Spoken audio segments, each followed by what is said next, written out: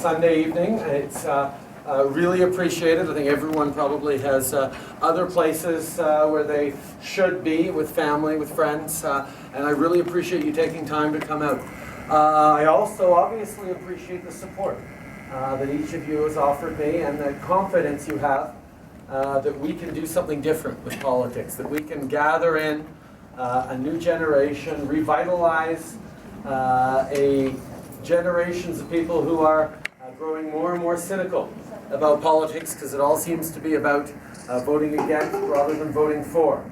The opportunities that this Liberal Party leadership structure offers to to Liberals in places where there aren't a lot of Liberals is a really positive one.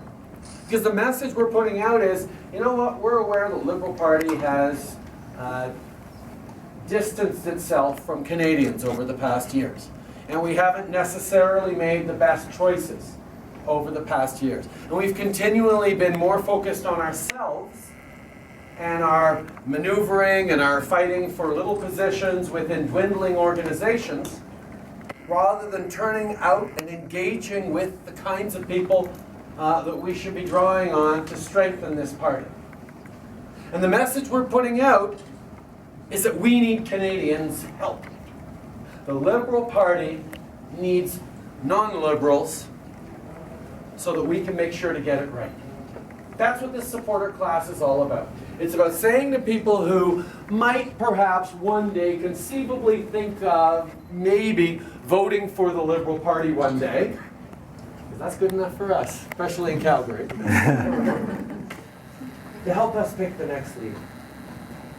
Get them to sign up, give them a voice in choosing the next leader.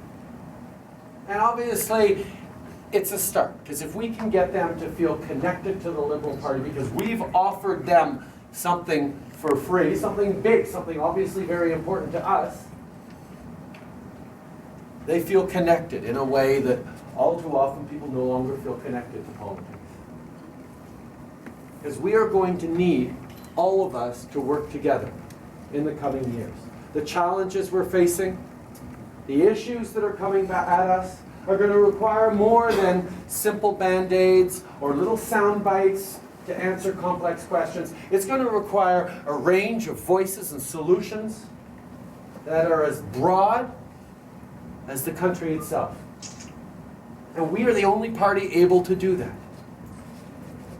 Mr. Harper and the Conservatives are very firmly ensconced in the West, positioning themselves whenever they can against the East. Mr. Mulcair, with his Dutch disease comments, with other politics of division and top-downness that he's bringing forward, is very much positioning himself to buy votes in the East on the backs of resources of the West.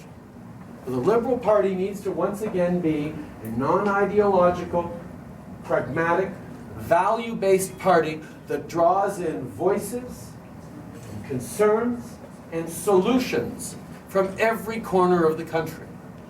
And we don't get to do that. We don't get to present to people a compelling vision and a platform and a program for the future until first we've convinced them that politics needs to be about vision, a platform, and a program for the future. Because right now the cynicism about accepting the least worst of the options out there is rampant. And we are not becoming the country that we need to be. And that future generations are relying on us to deliver. So the challenge I put out to each and every one of you is to activate your networks. Is to push very, very hard. Because yes, we can all see that the election in 2015 is coming at us very quickly. But unless we take advantage of the next month until membership cutoff on March 3rd, as we try and draw people into politics over the coming years, we won't have that big juicy carrot to offer them of saying, you can help us pick the next leader.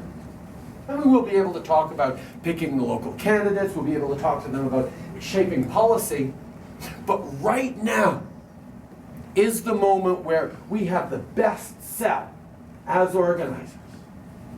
So get out. Connect with your networks, your friends, people in your community. Push hard to continue to sign up people who might be open to politics done differently. They're not signing their lives away. They're maybe giving up on the opportunity to ever be invited to a private Stephen Harper event in the future, because once they find out they might be supporters of the Liberal Party, we know how Mr. Harper's going to react. But even that, the opportunity to realize that politics is about service, politics is about bringing people together, not driving wedges between and within communities, and for us to reach the set of solutions that we need, we have to, all of us, start demanding more from our representatives, from our leaders. We have to start demanding more from our neighbors and our communities. But mostly, it starts with demanding more from ourselves. So calling on people to understand the concept of citizenship, which is more than just voting or obeying the law or paying your taxes, although they're all important. It's also about understanding that as citizens, we have an impact on shaping the world around us. That's the message we need to get out there, that politics can and must be better. And all of you positively focused not on the future of the Liberal Party, but on the future of this country is what's going to make the difference. Thank you very much. Awesome.